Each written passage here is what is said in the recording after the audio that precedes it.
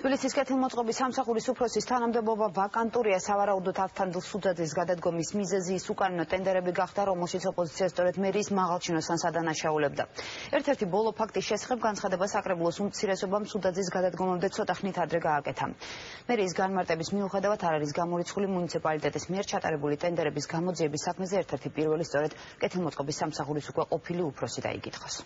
ფაქტობრივად დააფორმა კეთილმოწყობის სამსახურმა საგზაო სამუშაოებზე გამოცხადებული თანხა გახდა 2.311.000. ავთანდილ სუდაძის წინააღმდეგ ერთ-ერთი დოკუმენტი ოპოზიცია მისი თანამდებობიდან გადადგომამდე რამდენიმე წუთით ადრე გაასაჯაროვა.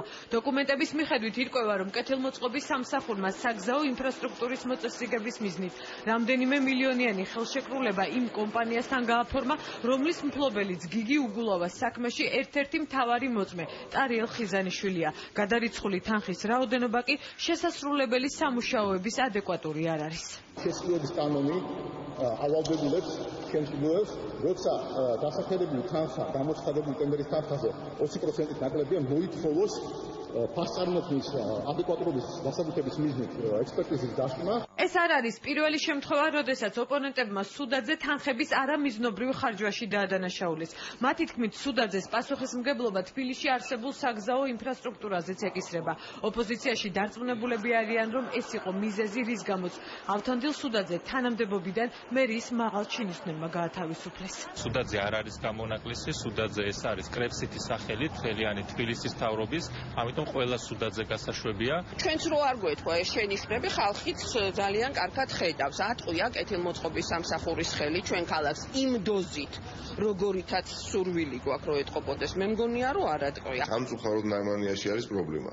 თორე ეხლა კეთილმოწყობის სამსახურის უფროსად დონალდ ტრამპი რო ჩამოიყვანონ ამერიკიდან დანიშნონ, ის ვერ გააკეთეს ბატონი ნაიმანის პირობებში ვერაფერს. კეთილმოწყობის სამსახურის უკვე ყოფილი უფროსის მუშაობით კმაყოფილები არც მართველი გუნდის დეპუტატები არიან. თბილისში არა მხოლოდ გზებზე, არამედ არის ძალიან ბევრი პრობლემა. რა თქმა უნდა, არ არის დღეის მდგომარეობით არც მოსაწყენი და არც მისაღები. ჩვენ უფრო მოველი, ჩვენ უფრო მეტ შევკრდით ჩვენს ხალხს. დეპუტატებისგან განსხვავებით, ვიცემერი სუდაძის გადადგომას მისი პირადი გადაწყვეტილებით ხსნის. სუდაძემ დატოვა თანამდებობა პირადი განცხადებით.